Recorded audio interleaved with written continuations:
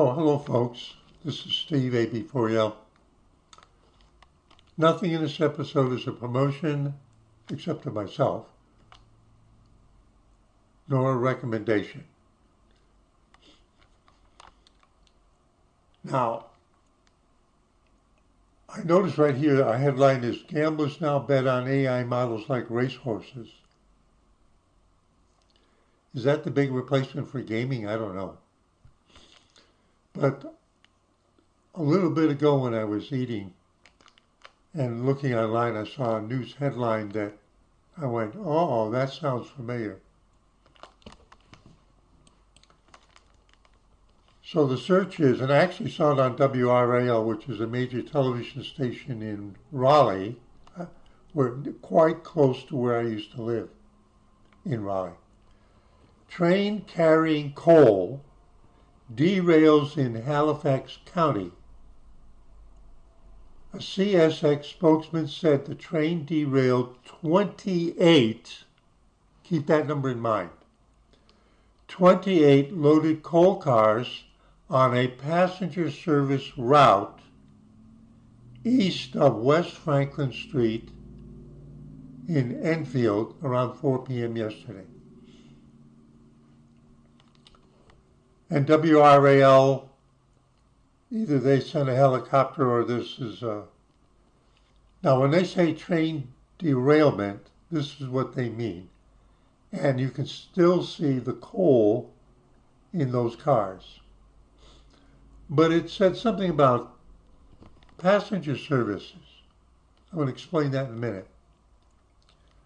But there's another feature of this picture that will come into it. Do you notice how close the trees are to the tracks? So this would appear as though it's through a forest or the woods where the derailment occurred. I want you to keep that in mind. Now,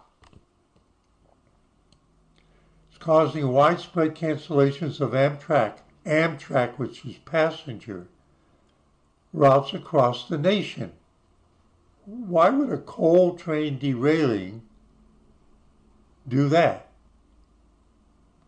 The incident occurred near Enfield, has noticeably impacted services between New York and Raleigh, as well as Washington, D.C. routes. And as we go on, you'll see the reason for it. Again, 28 cars. This is not a small derailment, and it's coal, so it's heavy. Keep that in mind. I'm being repetitious for a reason. Now, it said it's in Enfield, North Carolina. And as soon as I said that, I said I've been there.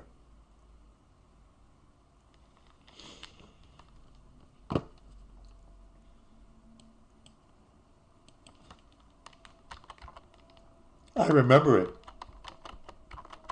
Aside from the fact that it's the name of a rifle from England, Enfield rifles. When I was a kid, meaning like 10 years old, there was a neighbor up the street. The family had immigrated after the Second World War to my hometown. And I remember that his father had a bolt-action Enfield rifle, which was his during the Second World War.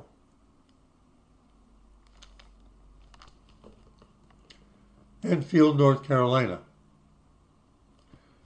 is a town in Halifax County founded in 1740.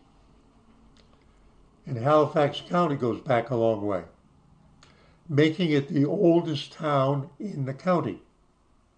It's known for its historic homes and southern charm, but the population was 1,864 in the 2020 census, a decrease from 2,500 in 2010. So it's a place where people are moving out of. It's a real small town like Ramseur this way or Franklinville that way, 2 miles away. Okay? It's just like where I am, literally. Except I'm in the Piedmont and down there it's flat. I remember it.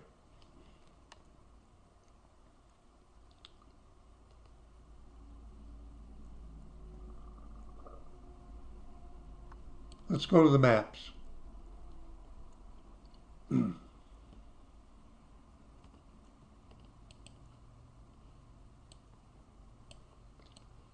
Now I'm showing you all around for a reason, but I'm not going to tell you yet.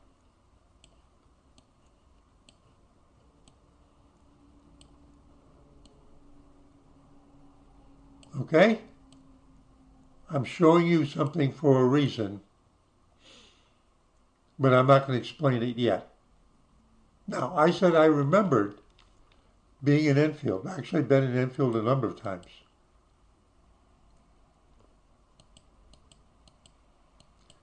And what we want to do, as soon as I looked at the map, I went, aha, yeah, I remember it correctly.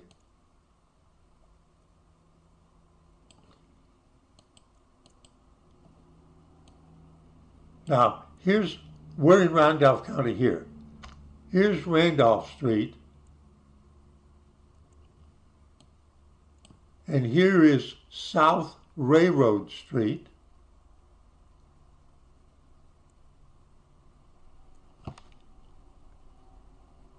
And I'm going to tell you that the street on the other side of the railroad tracks is North Railroad Street.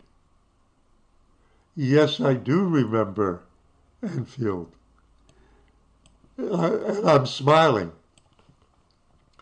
So let's look at the street view.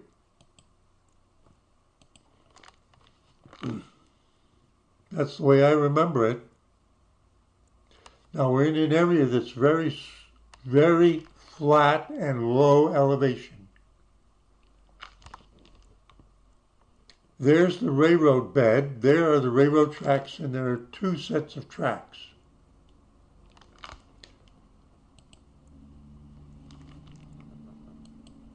This image is December 2024 that the street view car went through. This is a major signal for the railroad.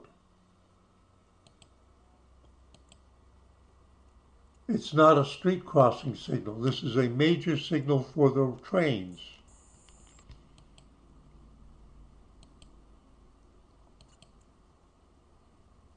Can you see the house on the other side of the street? Can you see there's two sets of tracks? Can you see that there's another street just on the other side of the tracks? Now there's a couple of towns in North Carolina that are like this.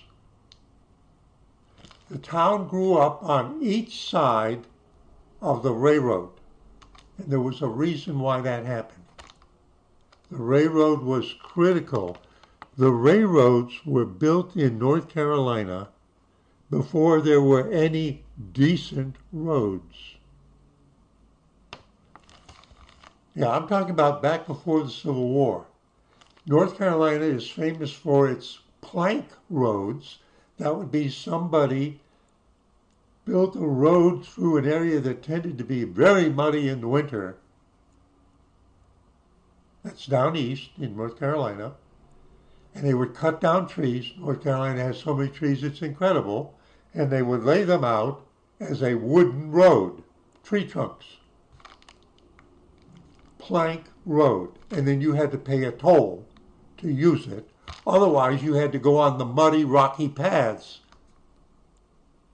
Or, in some cases where there are rivers and people build dams, there might be barges for rivers that might go through far enough and not have waterfalls and bad rapids, and would have enough flotation year-round.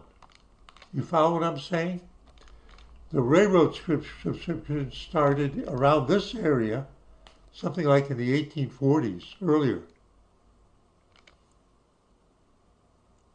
The railroad going through this part of North Carolina was really important Remember what I said about the plank roads and why they were built, because it's part of this story.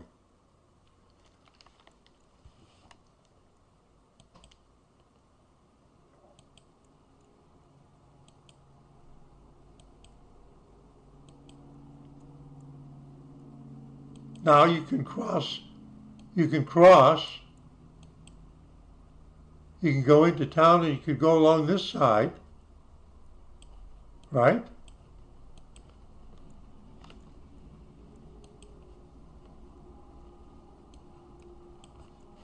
What's that?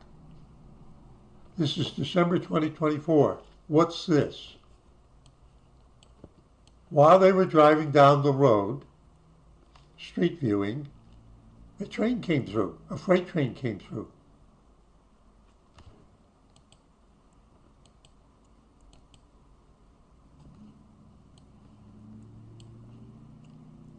Do you see why I said came through?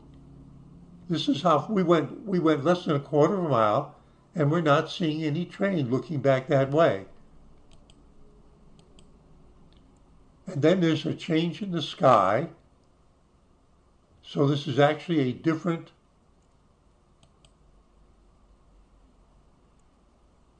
day or something, whatever happened.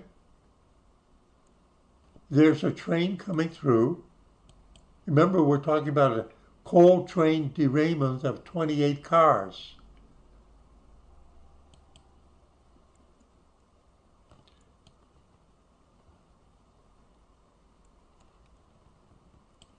Is it a bank? Is it a school?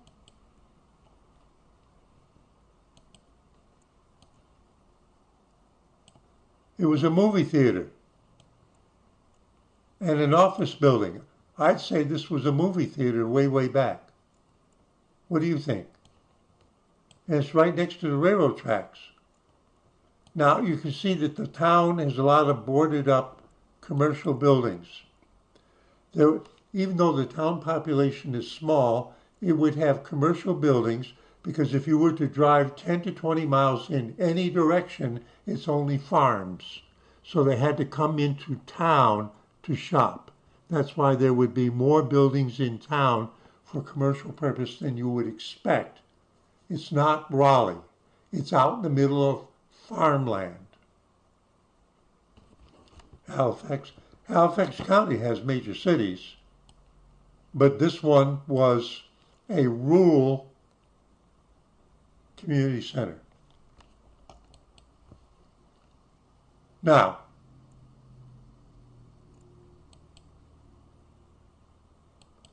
I can prove that I've been here. You see that right there? See all the boarded up commercial buildings? You see that right there? That's a North Carolina Highway Historical Marker. So we go to NC markers, North Carolina markers.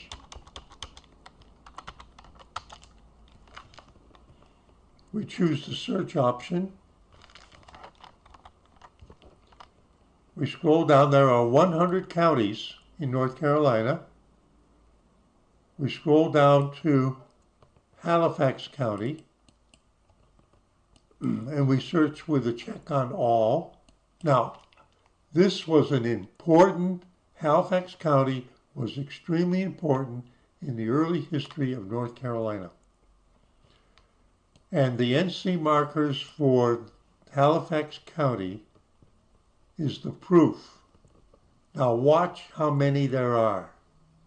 There aren't anywhere near this number from my county, Randolph County. See Roanoke Canal? Did I mention canals? But not here, near a major river that borders on Halifax County, north of here.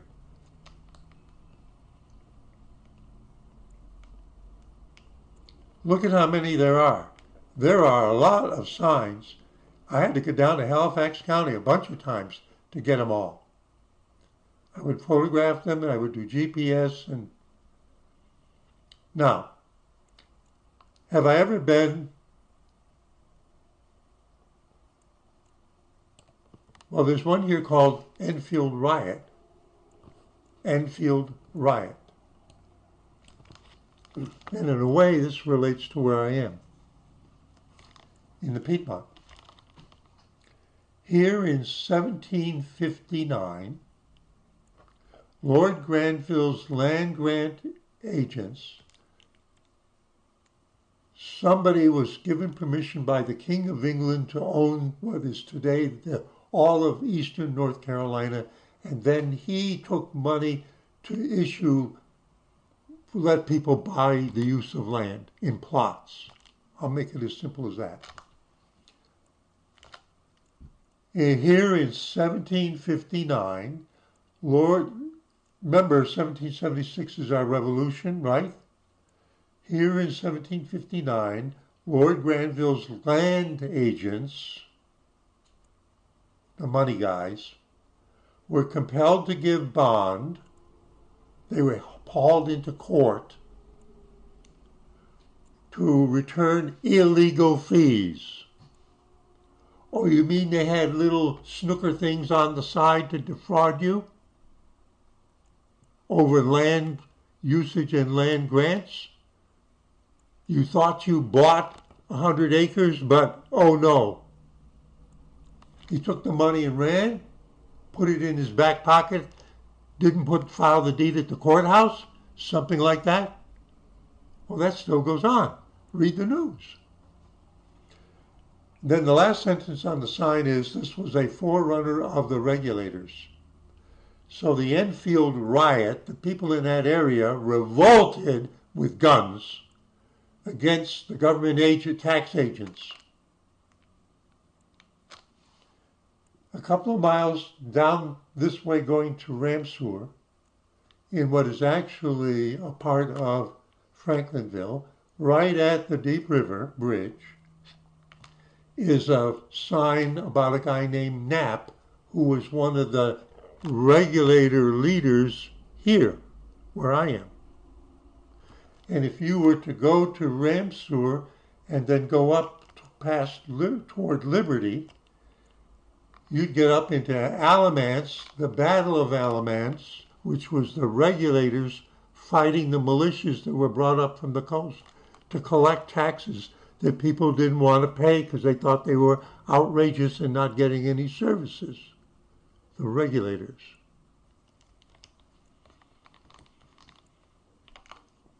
But this is not the sign we were looking at. Now, I wander around, but I want you to understand how rich the history of North Carolina is. These are numbered, E53, E57, E66. The numbers get pretty high. Notice that the first sign was very early in the North Carolina Highway Historical Marker program because it's E3. Halifax County there are 5 districts that are by letters, which encompass several counties. Each district has several counties. And the earliest number would be something like a sign like this, E3. The Halifax Resolves, first formal sanction of American independence, adopted in this town, April 12th, 1776. The Declaration of Independence was very controversial in North Carolina. It was split about 1/3, 1/3, 1/3. 1/3 were for it, 1/3 were against it, and 1/3 were about neutral. The Halifax Resolves, Halifax County, Halifax Town, a document that advocated the severing of North Carolina's ties with England. There were a lot of regulators in that, and indicated support for independence for all colonies, was the first formal declaration of its kind in America. They put it on paper and sent it to the king,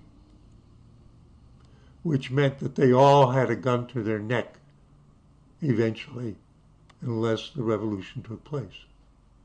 Do you understand that? The capstone of more than a century of county conferences, tax revolts, the Halifax resolves represented the will of North Carolina against English authority and signified the shift from rebellion against Britain to struggle for nationhood. That's why I brought up the regulators. That was the struggle. But Bunker Hill up in Massachusetts and Concord and Lexington, where they formally fought the British Army, was the open rebellion. But it wasn't isolated to Massachusetts. It started very early here. Okay, so what was that sign? Now remember, we're interested in the train derailment, and I'll get to it, but I'm showing you that I actually know where that is.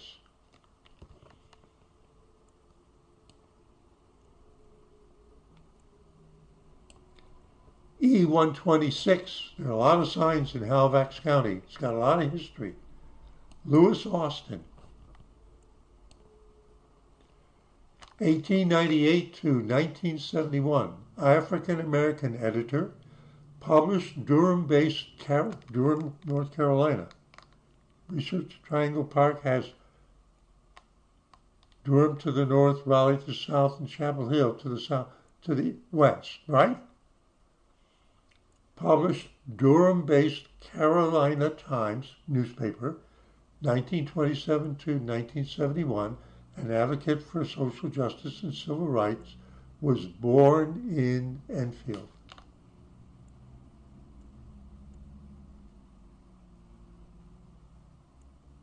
Okay. Now when you scroll down, it's in Halifax County. It's at Railroad Street, at Whitfield Street in Enfield, and the sign was cast and put in place in 2018. So there's the sign, and this is Railroad Street, South Railroad Street. This is Whitfield Street over here. Now, one of the things you can do is you can see more dates. And let's look at 2023 from about the same position. There's the sign. February 2023, there's the sign. June 2013. No, there's no sign there because the marker was put there in 2018. Okay? So we know this is, I've correctly identified the marker. But let's get back to the derailment.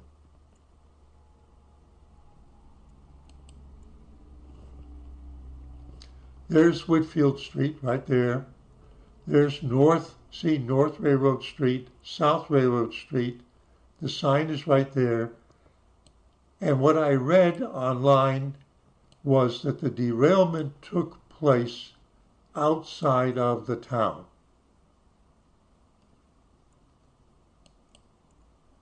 And I'm going to show you where.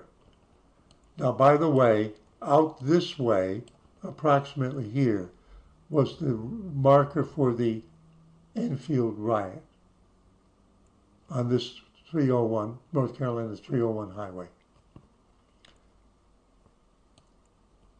Now, remember I pulled back and I showed you what the countryside looks like, and it's agricultural fields like this and trees, right? Now, why didn't they clear more trees? They cleared a lot of them. Why didn't they clear more? Why is it like that? Notice these big winding patches. See the patch up this way? See the patch up this way? Let's follow the railroad. Let's follow the railroad. Now I'm going to show you something that's significant. The name of this area is Beaver Dam Swamp. The reason why this wasn't cleared for farm fields is because it's a swamp. What's the definition of a swamp? Most of the year, the water table is at or just above the ground. So given the hydrology of this part of Halifax County, there were some places, you see the drainage ditches? Do you see the paths?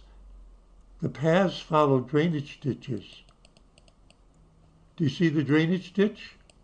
Can you see the drainage ditch? Yeah. They were able to drain some places because they noticed that it only had water above or at the surface when it rained in the winter. And they noticed that by springtime it drained fairly quickly, but there were other areas where it was worse.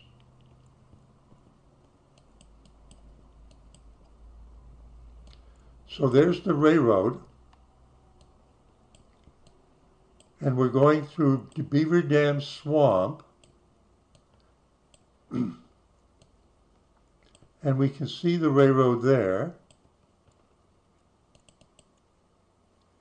And what we see is there's a spur going off to the right. The main line continues straight, and there's a big settlement pond.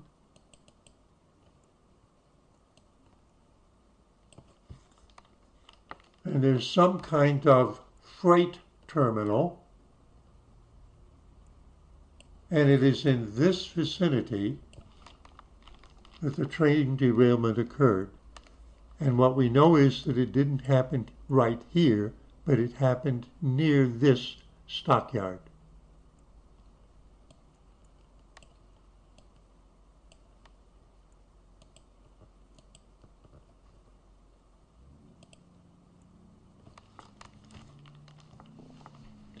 Why did the train derail there? Heavily loaded, 28 cars, heavily loaded with coal. Have there been torrential rains recently in North Carolina? Have we had one report after another of towns getting flooded? Did I make videos about that? I'm not being sarcastic.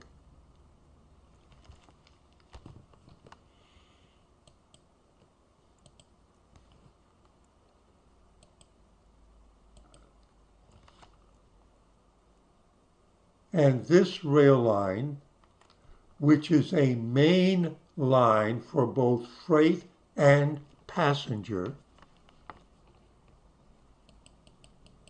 You see, when you look at rail lines,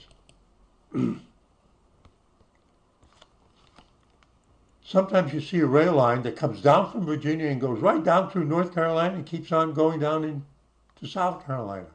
That's a main line that carries passenger and freight from all the way up in Maine, all the way down to the tip of Florida. And all the other railroads are side branches to distribute what gets unloaded. And then there are lines like that that come in from places like Chicago to a place like Raleigh. Those lines were built 150 years ago and 100 years ago. And all the other local lines were built according to need over time and then ripped up as the railroads began to diminish as the interstate highways were being built. Now we're looking at a different view. And as I was researching this, I noticed something I hadn't seen somewhere else.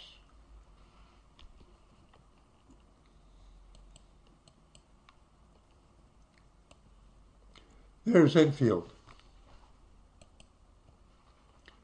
Now there's a creek that's near Enfield. You see the blue? It's Bridges Street. I wonder why it's called Bridges Street. Is it because it has to jump over the creek? There's Dead End Road. Now let's watch. This is something I hadn't seen before, noticed before. So here's the creek. Here's 301. Here's the rail line. Now there's more creeks. You see? This is called Burnt Coat Swamp. This is called Burnt Coat Swamp. And there's a creek running through it.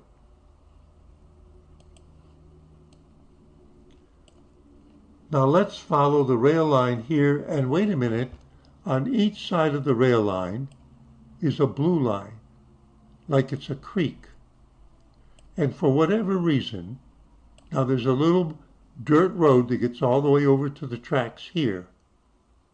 For whatever reason, when it's going through Beaver Dam Swamp, it's showing a blue line on each side of the rail track.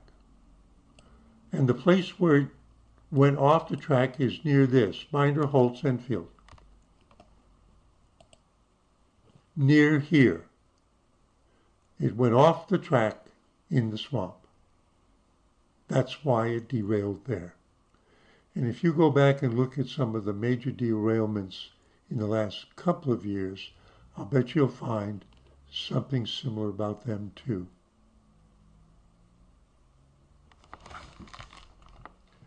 So it's going to take extra work to get all that stuff out of there. They're probably going to have to work on it end to end, bring in rail cars, cut down trees, and get their feet wet. The reason why it derailed now is because the ground is saturated and the water is immediately off of the rail bed. The water is probably above ground from the recent rains in the swamp.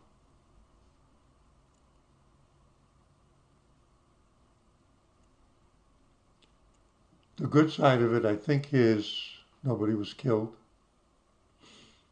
In a certain way, it's a clean spill.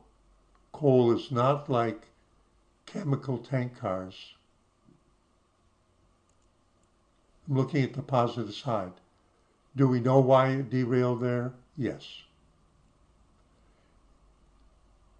And this is not the only place where the rail lines go through swamps in eastern North Carolina. And this happens to be where the coal train finally just tipped over.